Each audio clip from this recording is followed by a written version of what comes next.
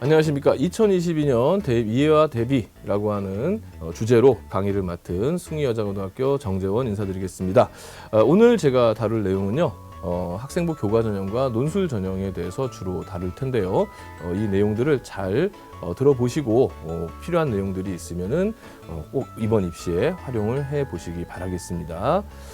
먼저 학생부 교과 전형부터 바로 들어가도록 하겠습니다. 교과 전형 다 알고 계시죠? 교과, 종합, 논술, 수능 이 네 가지 전형 중에서 가장 일반적이면서 전국적으로 가장 많이 뽑는 형태의 전형이 바로 교과 전형입니다. 석차 등급을 학생들의 성적인 석차 등급을 정량 평가로 합부를 가리는 그런 제도가 되겠습니다. 그런데 이 교과 전형에 2022년도에 큰 변화가 하나 있습니다. 그것은 바로 뭐냐면 2019년 11월에 발표된 대입제도 공정성 강화 방안, 대입 공정화 방안이라고 하는 것인데요. 여기서 교과 전형과 관련된 하나의 제도가 만들어집니다. 그것은 바로 뭐냐면 지역 균형 선발이라고 하는 제도예요. 이게 무슨 말이냐면 각 서울과 수도권에 있는 4년제 대학교는 학교장 추천을 통해서 뭐 꼭 학교장 추천이라는 표현은 원래는 없었습니다만 전체 모집 인원의 10%를 교과 성적을 활용해서, 그러니까 교과 전형으로 뽑는다. 이것을 좀 의무화시킨다. 이렇게 돼 있는데 명칭은 지역 균형으로 한다라고 명칭까지 다 못 박았습니다. 근데 지역 균형 하면 이제 뭐가 떠오르십니까? 그렇죠. 서울대학교 지역균형 선발 기억하시죠? 서울대학교 지역균형 선발이 뭡니까? 각 고등학교마다 2명의 학생을 추천해서 경쟁하는 그런 방식이 바로 서울대학교 지역균형 선발 아니겠습니까? 그것처럼 이제 지역균형이라는 명칭이 들어가다 보니 각 대학들은 이것을 이제 어떻게 수용하고 받아들였냐면 결국 이제 학교장 추천을 통해서 우리 대학에 지원한 학생들끼리 이제 경쟁을 시키는 방식, 즉 학교장 추천형으로 정리가 된 겁니다. 그래서 이 내용들을 좀 정리를 해보자면은 서울과 수도권에 있는 4년제 대학교 모집 정원의 10%, 뭐 전체 모집 정원의 10%, 그러니까 3,000명 뽑는 대학교는 300명 이런 뜻이죠. 10%를 석차 등급을 50% 이상 반영하는 정량 평가로 선발을 하되 학교장 추천 또는 추천 공문이 필요한 이런 방법으로 전형을 설계했고요. 그리고 고교당 지원 인원은 제한을 둘 수 있게끔, 그러니까 서울대처럼 2명 이렇게 뭐 많으면은 뭐 11명, 20명 어쨌든 제한을 둘 수 있게끔 해놨고 다만 서울대랑 차이가 있다면 서울대학교 지역균형 선발은 종합전형이라면 이것은 이제 교과전형으로 한다는 거죠. 그리고 수능 최저학력 기준은 적용할 수도 있고 안 할 수도 있고 이건 대학 자율에 맡기는 그런 방식입니다. 그래서 일반 교과형하고 이제 차이점이 있다면은 일단 지역, 서울 수도권에 있는 대학이냐 아니냐, 그다음에 모집 인원을 규정했느냐 안 했느냐 이런 차이가 있을 뿐만 아니라 추천서나 추천 공문이 필요하냐 필요하지 않느냐 요 정도의 차이가 있는 것 같아요. 그래서 이렇게 이제 학생부 교과 전형이 두 가지 유형이 나왔다 이렇게 보시면 되겠고요. 또 2022학년도 교과 전형 중에 굉장히 또 큰 특징 중에 하나가 이제 진로 선택 과목에 대한 부분이 있죠. 진로 선택 과목을 어떻게 반영할 것이냐에 대한 고민이 사실은 각 대학교마다 있는데요. 그럴 수밖에 없는 게 이 진로 선택 과목이 그 성취 평가로 해서 이제 ABC 절대 평가로 해가지고 ABC 3등급제로만 나오게 된다는 거죠. 기존에 이제 일반 선택 과목은 9등급제로 나오기 때문에 대학에서 변별을 하기가 쉬웠는데 이게 3등급으로 A, B, C로만 나오니까 대학 입장에서는 이게 변별하기가 상당히 좀 어렵고 또 절대 평가다 보니까 학생들이 일정 점수를 받으면은 A, B, C 일정 등급을 받게 되는 그런 구조란 말이에요. 그랬을 때 이제 이 진로 선택 과목만 가지고는 학생을 평가하기가 좀 곤란한 부분들이 분명히 대학에는 존재하게 된 겁니다. 그래서 이 진로 선택 과목을 어떻게 반영할 것인가를 두고서 많은 대학들이 고심한 끝에 계획안으로 발표된 것은요. 일단 성취도를 그대로 반영을 하겠다. 또 과목은 진로 선택 과목을 최대 두 과목, 최대 세 과목, 뭐 아니면 전 과목을 반영하겠다 한 대학들이 이제 조금씩 다르게 나타나고 있고요. 그다음에 성취도를 반영하는 데 있어서도 그냥 A는 몇 점, B는 몇 점, C는 몇 점 이렇게 환산점을 주겠다 이런 대학이 있는 반면에 등급 A는 뭐 1등급을, 뭐 B는 2등급 이런 식으로 또 등급화해서 일반 선택의 등급처럼 9등급제처럼 등급화해서 반영하겠다 이런 대학이 또 있고요. 또 등급화를 하는 방법에 있어서도 단순하게 반영하는 방법과 이것을 각 대학의 자체 어떤 그 공식을 만들어서 반영하는 방법으로 또 나누게 되었습니다. 또 일부 대학은 등급 ABC보다는 학생이 취득한 원점수를 활용하겠다 이런 대학도 있는 반면에 또 어떤 대학은 진로 선택 과목만큼은 얼마나 성실하게 수업을 들었는지 교과서 혜택 같은 걸 이용해서 정성평가하겠다 이런 대학도 있습니다. 하지만 또 상당수의 또 많은 대학교들은 진로 선택 과목을 반영하지 않겠다 이렇게 또 이야기를 하고 있어서 전국적으로 보면은 반영하지 않는 대학이 굉장히 많고요. 서울 수도권 쪽에서는 지금 화면에 보시다시피 두 과목, 세 과목, 네 과목, 전 과목 이런 식으로 이제 반영하는 학교들이 있습니다. 그러면 진로 선택 과목을 반영하는 데서 좀 특이점을 보여주는 학교들이 어디가 있느냐 좀 볼까요? 일단 이제 예시로 지금 진로 선택 과목에 대한 예시를 보여드렸습니다. 일반 선택 과목하고 차이가 있다면 뭐죠? 결국 편차도 안 나와 있고 그다음에 9등급제가 아니라는 거죠. 그래서 원점수하고 평균 그다음에 석차 등급 정도가 제공이 됩니다. 이것을 이제 활용하는 방식에서 가장 좀 눈에 띄는 재밌는 방식은 결국 이제 고려대학교 방법인데요.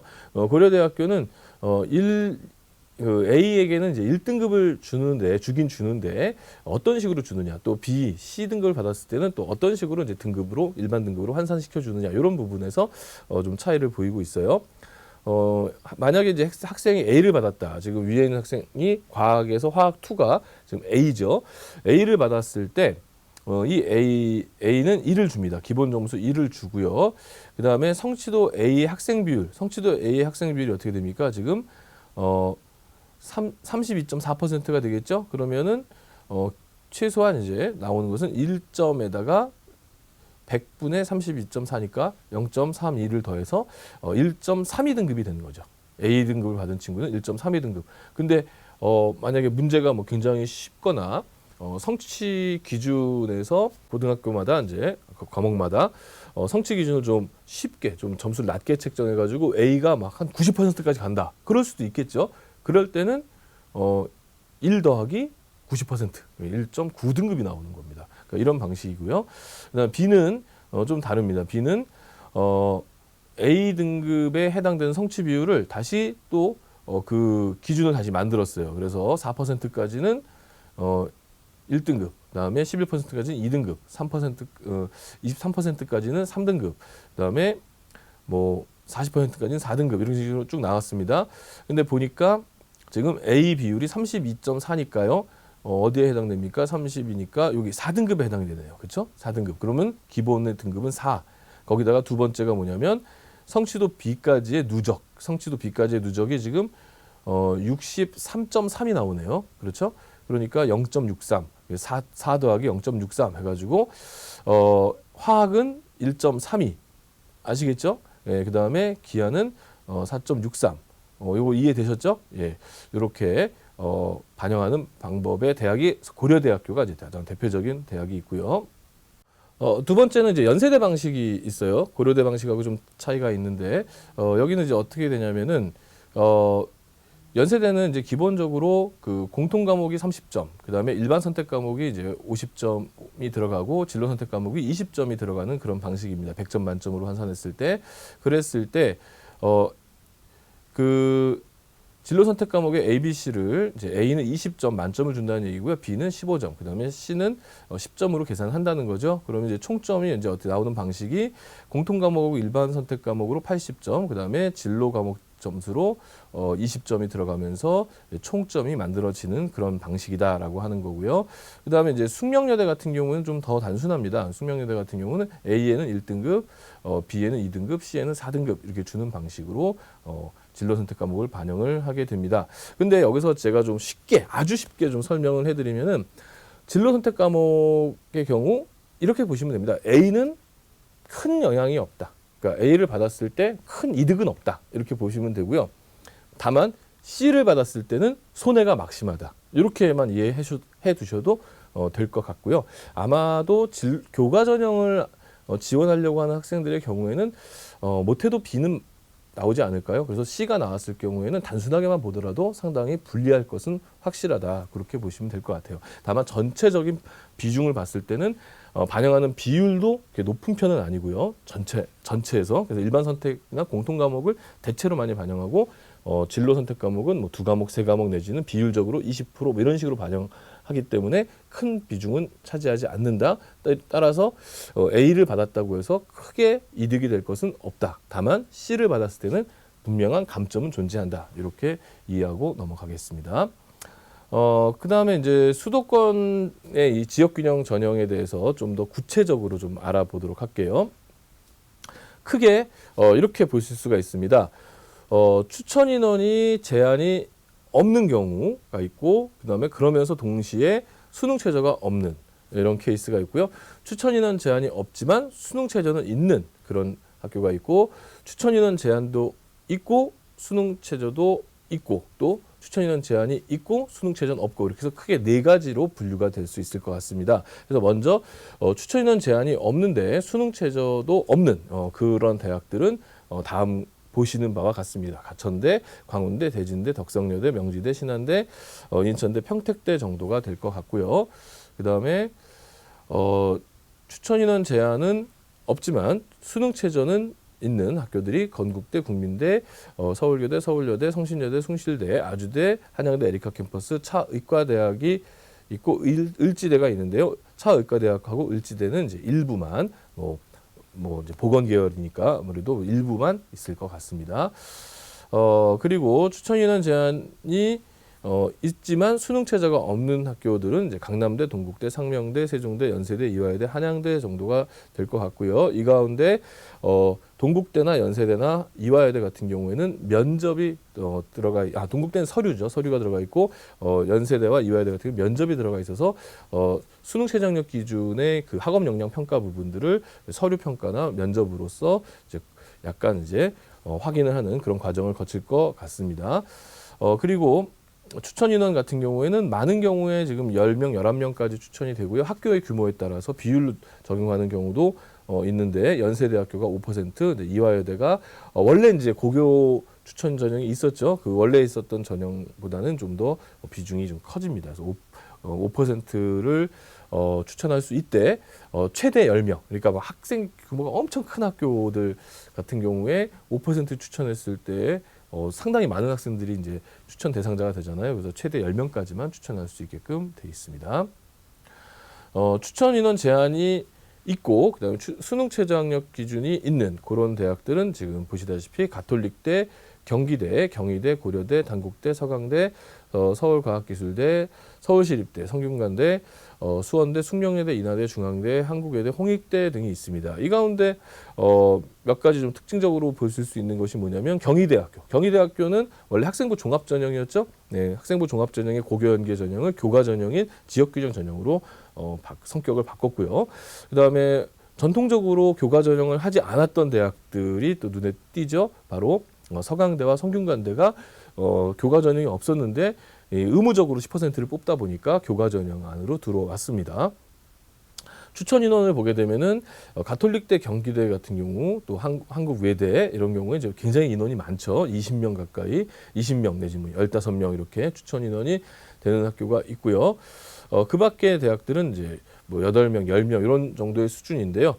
근데 이제 여기서 우리가 좀 고민을 해보셔야 될 것이 뭐냐면은 고려대학교 4%, 그렇죠? 그다음에 뭐 연세대학교 뭐 이런 식으로 5%, 뭐 서강대 다 있다 보니까 이런 부분에서 이제 학교들이 어떻게 학생들을 추천해 줘야 될 것인가 이런 부분이 아마 좀 고민거리가 될 것 같기도 하고요.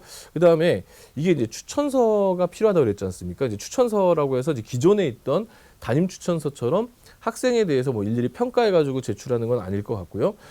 추천 공문 정도의 수준이 될 것 같은데요.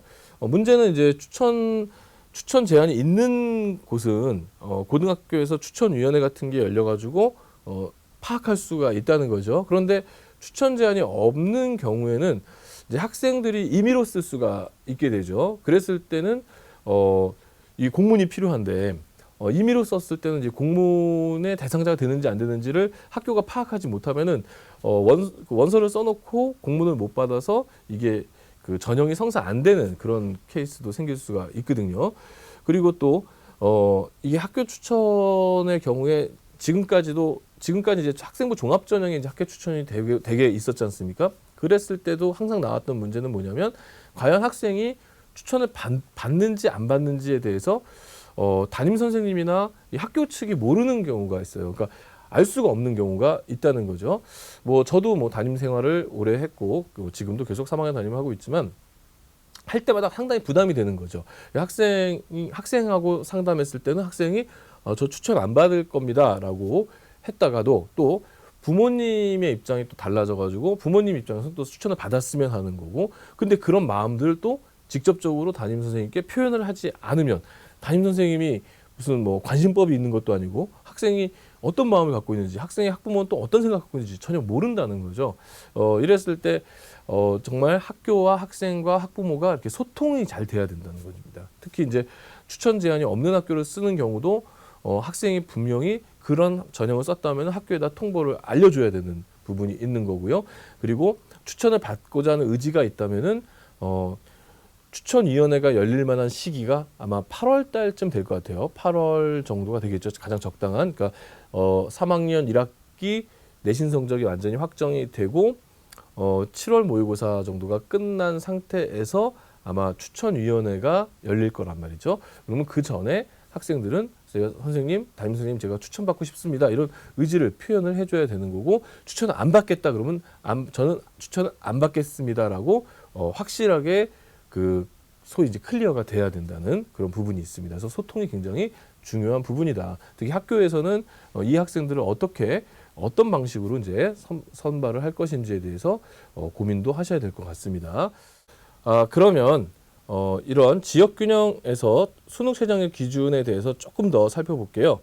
수능 최저학력 기준의 경우는 문과를 기준으로 해서 보시면 2개, 3개, 4개 영역, 각각 영역 반영하는 개수가 학교마다 조금씩 다를 수가 있으니까 꼭 좀 체크해 주시기 바라고 있고요. 그 다음에 탐구 과목 같은 경우에 이렇게 한 과목 반영이 있고 또 2과목 반영이 있으니까 이렇게 분류해서 좀 생각해 보시면 좋을 것 같아요. 보통 대세는 2개 영역 반영을 하는 것이 대세인데 3개 영역 반영하는 대학들이 제법 있어요. 상위권 대학을 중심으로 해서 올해 같은 경우는 인문계의 그 수능 수학이 좀 달라졌죠. 그래서 수능을 정말 우리 학생들이 좀 준비를 제대로 해주셔야지만 이런 그 3개 영역 반영 대학에서 수능 최저를 통과할 수 있을 것 같아요. 인문계 같은 경우에는 뭐 나중에 다른 영상을 통해서 이 수능이 올해 수능 수학이 인문계와 자연계 학생들 중에서 어떤 학생들에게 유불리할 것인가 이런 것들이 좀 고민이 돼야 되는 부분과 같이 맞물리게 되는데요. 좀 결론부터 말씀을 드리면은 어쨌든 내신 성적에서도 그런 일이 나왔듯이 수학의 내신 성적이 문이과 학생들을 같이 반영하다 보니까 문과 학생들이 좀 밀렸죠. 이게 이제 수능도 비슷한 현상이 일어날 것 같거든요. 그렇다면은 수능 수학을 이용해서 수능 최저를 맞추겠다라고 생각했던 학생들이 뜻대로 문과 쪽에서는 안 될 가능성이 좀 있어요.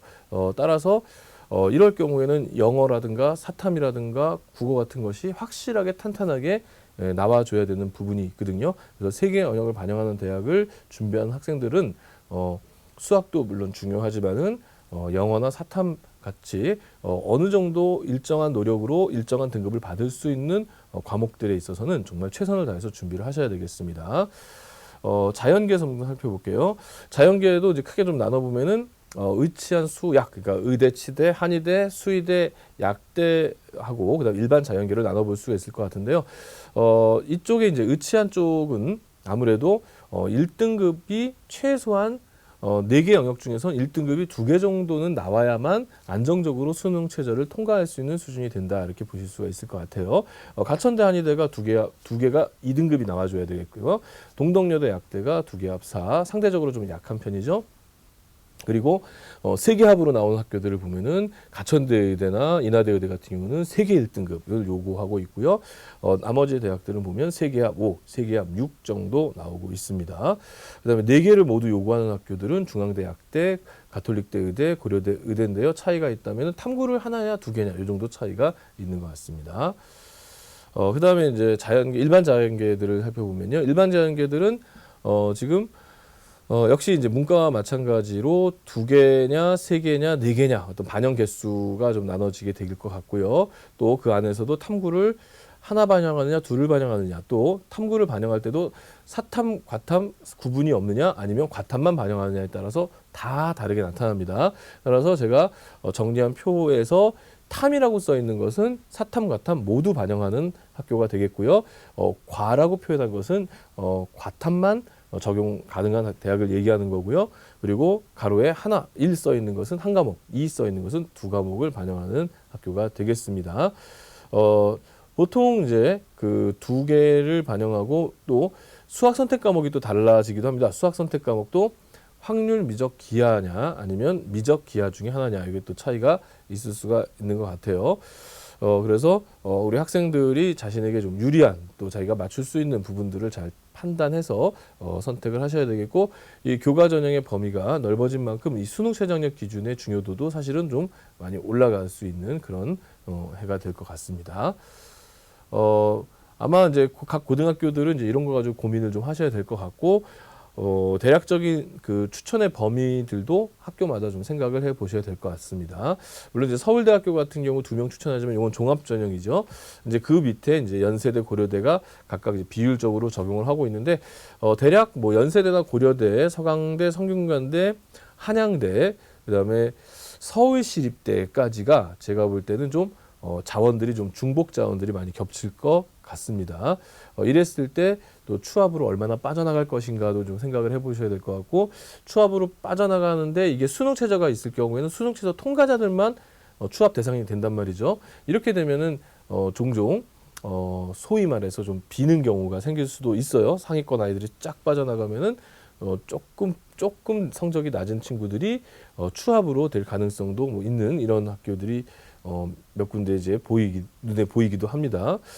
이런 것도 잘 판단하셔야 될 것 같고요. 그 다음에 올해는 어쨌든 추천해야 될 학교들이 많다 보니까 아마 중복 추천 이것도 고민을 많이 하셔야 될 것 같습니다. 더욱이 이제 그 경기도 소재 대학교들 또 서울에서 이제 조금 합격선이 그동안 교과 전형에서도 한 2등급 후반, 3등급 초반까지 됐던 학교들은 추천 대상까지 이게 확대가 되다 보니까 거의 뭐 3등급 중반 내지는 4등급 초반 학생들까지도 추천을 받는 학교들이 생길 것 같아요. 이럴 때일수록 어쨌든 수능 최저학력 기준을 통과시켜 놓고 기다리는 것이 더 좋다. 이렇게 생각해 볼 수 있을 것 같습니다. 그다음에 이제 추천이 없는 일반 교과형입니다. 이것은 뭐 학교에 통보하지 않아도 되고 학생이 임의로 쓸 수 있는 그런 학교들이 되겠는데요. 가천대, 경기대, 덕성여대, 동덕여대, 명지대, 세종대, 인천대 등이 있습니다. 좀 더 눈썰미 있게 보신 분들은 아시겠지만 분명히 저 추천 전형에서도 저 학교 있었는데 이렇게 좀 얘기하시는 분들이 있을 것 같은데요.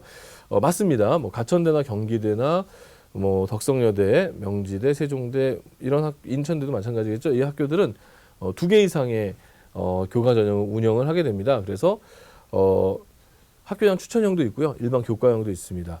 근데 또 보시면은 여기도 또 수능 최저학력 기준 적용을 하고 있는 학교들이 좀 많이 있다는 것도 한번 좀 눈여겨보실 필요가 있을 것 같습니다.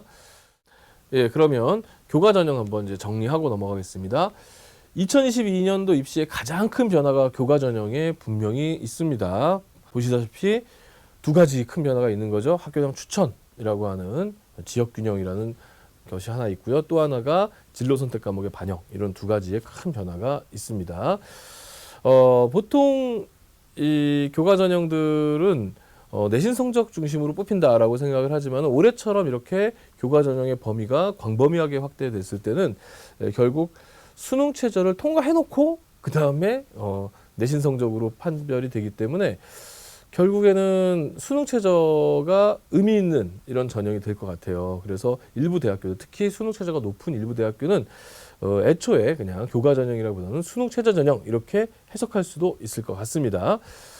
그리고 진로 선택 과목의 영향력 아까도 간단하게 말씀드렸지만 영향력은 크지 않을 것 같지만 C등급은 곤란하다는 점을 꼭 기억해 주시기 바라겠고요. 그다음에 추천 전형이 진행되는 동안에 행정적인 문제가 발생할 수 있으니까 이 점을 특히 우리 학교 선생님들께서는 주의 깊게 보셔야 될 것 같습니다. 민원의 소지가 많이 있습니다. 그다음에 학종 자원하고 이 교과 자원이 되게 중복될 가능성도 높아요. 왜냐하면 추천의 과정들이라고 하는 것은 그 과정에서 분명히 각 고등학교마다 그 조금 더 그래도 우리 학교가 내세울 만한 학생을 좀 추천해야지 이런 이제 생각들도 있을 것이고 그러다 보면 이제 그 학생들은 학교 생활을 열심히 했을 것이고 결국에는 학생부 종합으로서도 경쟁력이 있고 교과로서도 경쟁력이 있는 학생들이 중복될 가능성이 있을 것 같습니다. 이렇게 되면 학생부 교과 쪽의 결과들이 되게 의외의 결과가 나올 수 있을 것 같아요. 이미 2021년 입시에서도 이 교과 전형에서는 몇몇 대학에서 이상 징후가 감지가 됐거든요. 그러니까 기존의 합격선보다 좀 많이 낮아진 1에서 1.5등급까지 낮아졌는데도 불구하고 합격한 케이스들이 제법 발생을 했다는 점, 이런 점까지 우리가 생각해 본다면 2022년도 입시에서는 그 변수가 더욱 커질 수 있다는 점을 감안하셔가지고 지원을 하셔야 되는데 어떻게 대비하느냐? 예, 일단 3학년 1학기 내신 준비 잘 하셔야겠죠? 그러면서 수능 최저는 통과할 수 있게끔 준비하는 것이 필요하겠습니다. 그 다음에 이제 살펴볼 내용은 논술 전형입니다. 올해 기준으로 서울에서는 22개 대학에서, 그 다음에 각 경기에서는 11개 대학에서, 그리고 인천, 강원, 세종, 충남, 대구, 부산, 울산에서는 각각 하나씩의 전형이 있을 것 같고요. 여기서도 조금 더 살펴본다면은 서울시립대가 이제 인문이 없어지고 자연만 논술이 있고요. 그 다음에 가천대, 그리고 수원대, 그리고 고려대 세종 캠퍼스, 이렇게 세 학교가 논술을 새롭게 신설을 했습니다. 그러니까 그동안에 논술을 줄여라, 또는 이 대입 공정화 방안에서도 논술을 장기적으로는 단계적으로 폐지해야 된다, 이런 얘기들이 굉장히 많았음에도 불구하고 가천대와 수원대와 고대 세종이 논술을 신설을 했어요. 이것은 이제 뒤에서 좀 살펴보겠지만 적성고사 폐지하고 맞물리는 일이거든요. 그러니까 적성고사를 폐지했는데 이 가천대나 고대 세종이나 수원대 같은 경우는 적성고사로 뽑던 인원 비중이 컸거든요. 그래서 이 인원을 모두 일반 교과 전형으로 돌리거나 정시 전형으로 돌리기에 부담이 컸던 대학들인데, 이들 대학에서는 적성보다는 조금 이제 글로 풀어내는 내용이면서도 기존의 논술보다는 좀 쉬운 이런 방식의 약간 약술형 논술이라는 새로운 개념의 논술을 도입하겠다라고 발표를 했습니다. 지원할 수 있는 대상자들은 제가 볼 때는 한 4, 5등급 대 학생들은 충분히 한번 도전해 볼 수 있지 않을까, 이런 생각을 또 해보게 되는데요. 왜냐하면은 앞서서 얘기했듯이 수도권 지역균형 선발의 규모가 커졌지 않습니까? 그러다 보니까 3등급 이내의 학생들의 경우에 구태여 내가 논술까지 준비해서 지금의 이런 가천대나 고대세종이나 수원대를 노려야 될 것인가, 이런 고민을 할 수밖에 없는 상황이거든요. 또 거기다가 수능이 좀 잘 나올 경우에 역시 구태여 이 대학에서 내가 지원을 해야 되느냐, 이런 생각들을 할 수밖에 없어요.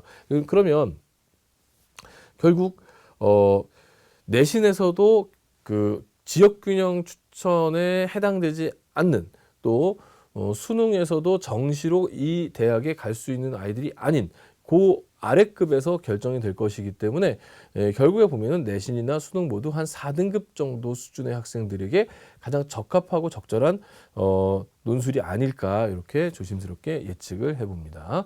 그리고 각 고등학교에서 역시 이 학생들에게 어떤 부분에 준비를 해줄 수 있을까가 되게 중요한 부분일 것 같아요. 결국 논술의 이제 사교육 시장에서 이제 논술 부분을 많이 준비하고 있는 작금의 현실 속에서 분명히 이 대학들은 사교육 쪽에서 커버하기가 좀 어려운 부분이 있을 것 같습니다. 따라서 우리 공교육이 좀 나서가지고 우리 4등급 대, 사실 4등급 대 학생들 성실하고 좋은 학생들 많지 않습니까? 이 학생들을 우리가 대학에 보내는 이런 이제 마음으로 하나의 소명의식으로 좀 각 고등학교들이 이 학생들을 위해서 논술을 좀 준비했으면 좋을 것 같아요. 아마 수준은 대학에서 지금 발표하고 있는 수준으로는 중간고사, 기말고사, 그 고등학교에서 보는 정기고사의 서술형 문제 정도 수준이 되지 않겠느냐 이렇게 지금 보고 있으니까 학교에서 충분히 좀 대비해 볼 만한 그런 부분이 있을 것 같습니다. 실시 대학교들 좀 수능 최저학력 기준하고 같이 생각해서 나열해 보면은 지금 다음과 같습니다. 보면 뭐 수능 최저학력 기준을 적용하고 있는 대학, 적용하지 않는 대학 기존의 방식 그대로 가고 있다는 점 기억해 주시면 될 것 같고요. 앞서 나왔던 이 세 개의 대학을 제외하고는 기존에 있었던 대학들은 어떤 대학들입니까? 보통 덕성여대와 성신여대 정도를 제외하면 대부분의 대학들이 10년 가까이 또는 그 이상 꾸준히 논술을 출제해왔던 학교들이고 또 그 논술의 패턴이 막 크게 이렇게 바뀌지 않은 학교들이거든요. 그렇기 때문에 잘 학교에서 충분히 좀 또 학생들이 기출 문제라든가 또는 좀 모의 논술이라든가 이런 걸 통해서 충분히 좀 대비할 수 있는 이런 여지가 많이 있습니다. 그 다음에 보여지는 대학들도 좀 마찬가지가 되겠죠. 예. 눈으로 좀 확인해 보시고요. 수능 최저학력 기준은 교과 전형하고 큰 차이는 없는 것 같습니다. 예, 지금 보시다시피 쭉 이렇게 보시면서 정리를 해 보시기 바라겠고요.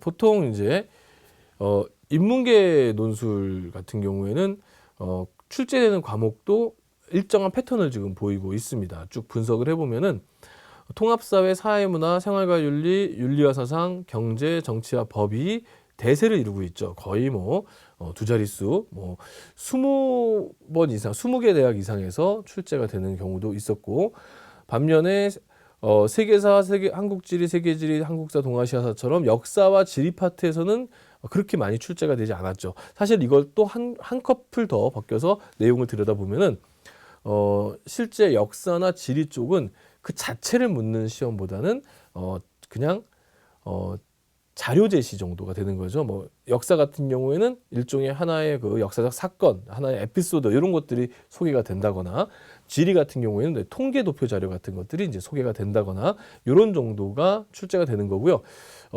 통합사회나 사회문화나 윤리와 사상 같은 경우에는 개념 자체가 출제가 된다는 거죠.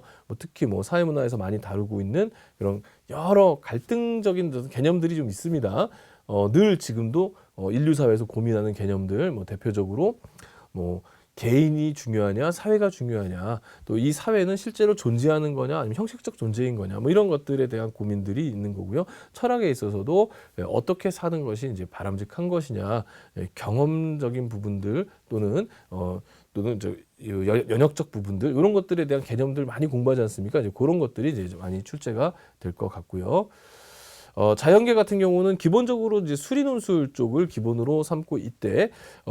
지금 해당하는 연세대, 성균관대, 건국대, 뭐 그 아주대, 경희대, 뭐 중앙대 이런 정도의 대학에서는 과탐을 또 반영을 하거든요. 이제 과탐을 반영할 때 어떤 과목들을 반영하는지를 좀 살펴보시면 될 것 같고요. 연세대학을 제외하면 뭐 지구과학을 선택하는 학교들은 없다는 점 정도의 특징이 있고요. 특히 이제 물리 쪽을 굉장히 중시 여긴다. 또 의대 쪽에서는 생명과학을 반영하는 대학들이 대부분이다. 이렇게 좀 생각해 보시면 될 것 같습니다. 그럼 논술을 좀 정리해 보면요. 논술의 모집 인원이 감소됐다라고 얘기하는데요. 학령 인구 대비해서 감소를 많이 했느냐? 그건 또 아니에요. 그러니까 학생들이 줄어든 것에 비하면은 논술의 감소폭은 그렇게 크지가 않은 것 같고요. 그다음에 논술 폐지를 분명히 그 공고가 나왔었죠. 대입 공정화 마안에서 나왔는데 적성 폐지 쪽으로 대학은 가닥을 잡고 있는 것 같습니다. 그래서 논술은 당분간도 지속이 될 것 같습니다. 논술을 얘기하면은 이런 얘기를 많이 합니다. 논술의 합격률이 너무 저조하다. 뭐 5%밖에 안 된다. 뭐 3%밖에 안 된다. 이런 얘기를 많이 하는데요. 근데 우리가 조금 더 생각해 볼 것은 준비된 학생들이 얼마나 합격했느냐는 좀 생각해 볼 필요가 있거든요.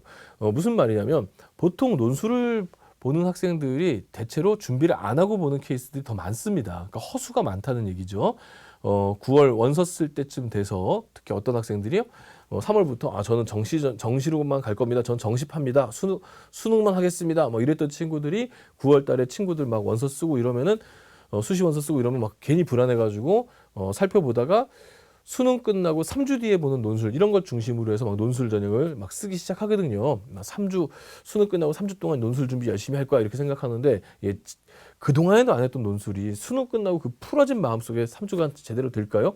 그러다 보니까 논술을 쓰는 학생들의 상당수가 준비가 안 된 상태로 논술을 쓴다는 거죠. 이게 바로 이제 논술 합격률을 떨어뜨린 하나의 원인이 되기도 하는 부분이라 좀 더 논술에 대해서 관심을 갖고 있는 학생이라면은 적극적으로 3월부터 뭐 조금 준비를 시키는 것도 나쁘지는 않습니다.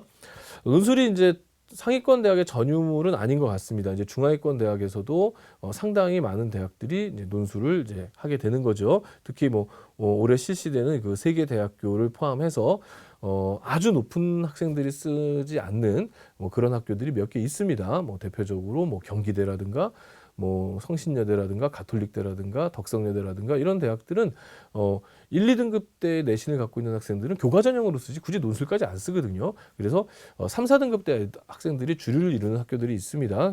그렇기 때문에 이제 중위권 학생들, 중하위권 학생들도 논술을 좀 더 생각해 볼 타이밍이 오지 않았나 이렇게 생각을 해봅니다. 그 다음에 이제 육논술을 위한 논술 준비가 꼭 필요한 거냐? 그러니까 논술은 꼭 논술만을 위한 거냐? 그건 아닙니다.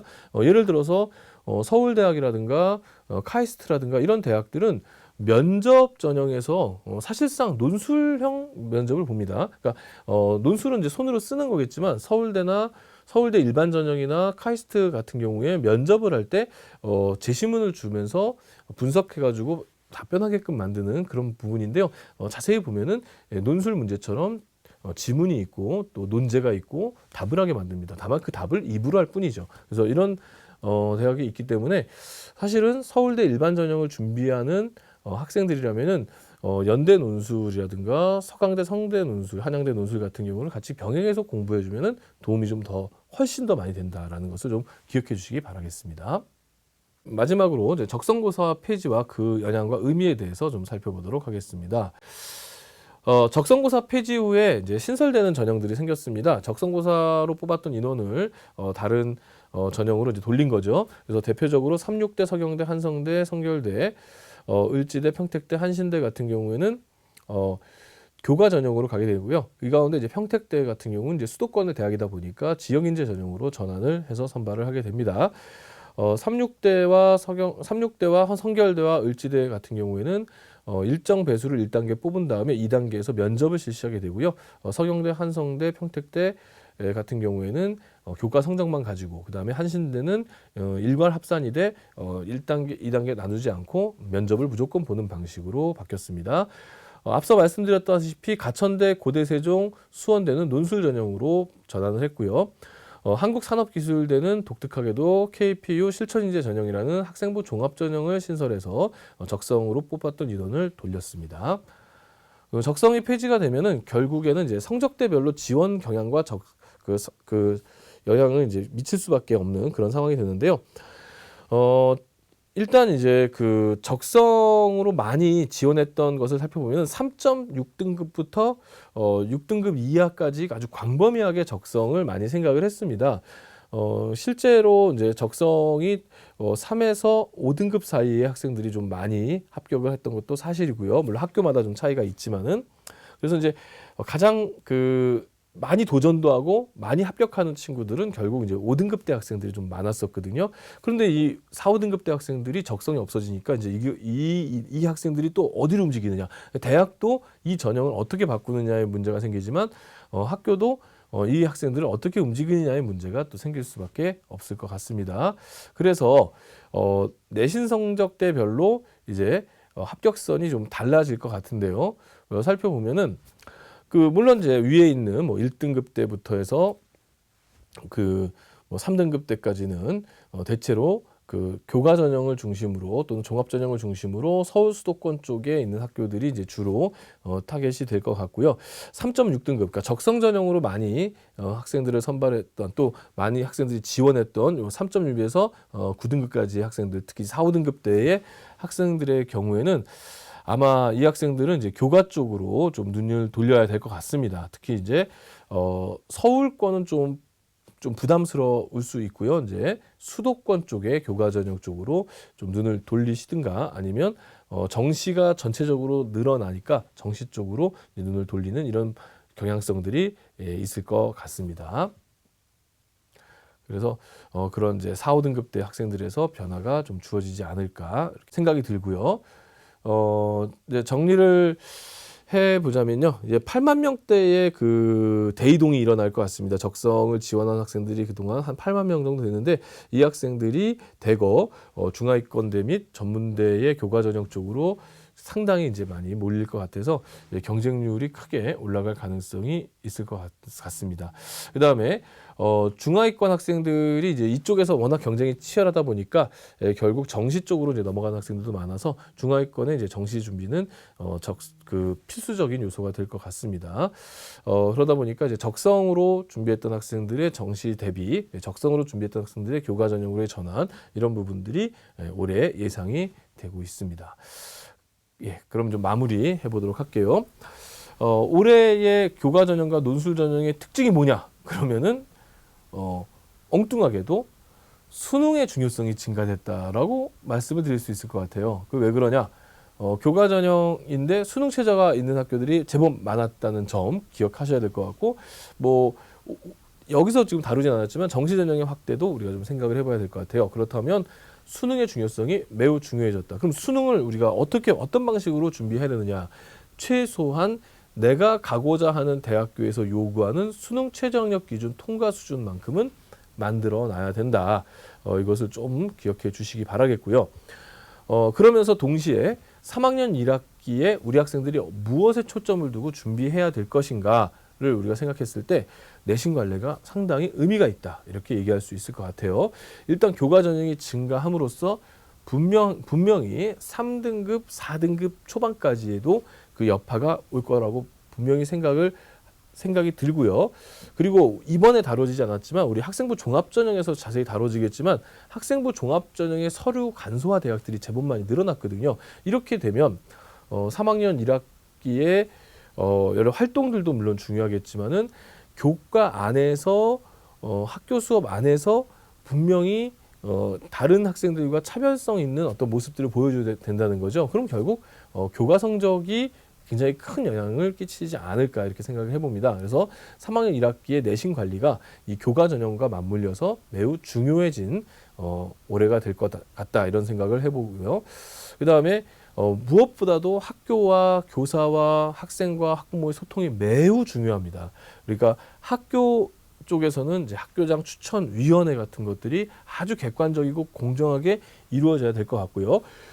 담임교사와 진학 선생님들은 학생들이 어떤 생각을 갖고 있는지 파악하고 또 학생들에게 좋은 정보들을 제대로 전달해 주셔야 될 것 같습니다. 또 학생들은 내가 어느 대학에 지원할 건지 추천을 받을 것인지 아니면 비추천 쪽으로 갈 것인지 이런 부분들에 대한 생각을 하셔야 될 것 같고요. 또 이것이 또 우리 학부모님들하고의 생각이 또 어느 정도 일치하는지 이게 잘 맞물려야 됩니다. 그래서 전체적으로 소통이 매우 중요한 그런 한 해가 될 것 같고요.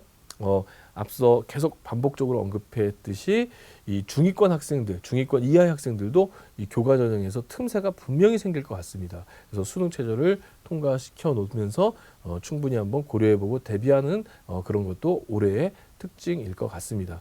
어쨌든 올해부터 시작해서 입시는 굉장히 큰 변화 속에 놓일 것 같습니다. 왜냐하면 인구 절벽의 본격적인 해가 이제 시작이 된 거죠. 전년도 입시부터 올해 그 여파는 계속 지속이 됩니다. 이미 작년도 입시에서 정시까지 끝난 다음에 추가 모집이 광범위하게 일어났다는 것을 기억하신다면 이번 이 학령 인구 감소가 된 이 두 번째 해에 이 입시 특히 교과 전형과 논술 전형으로 나타나는 이 입시의 변화들에 예의주시하시면서 좀 더 폭넓게 준비하시는 이런 시간들을 좀 가지셨으면 좋겠습니다. 예, 지금까지 숭리여자고등학교 정재원이었습니다. 감사합니다.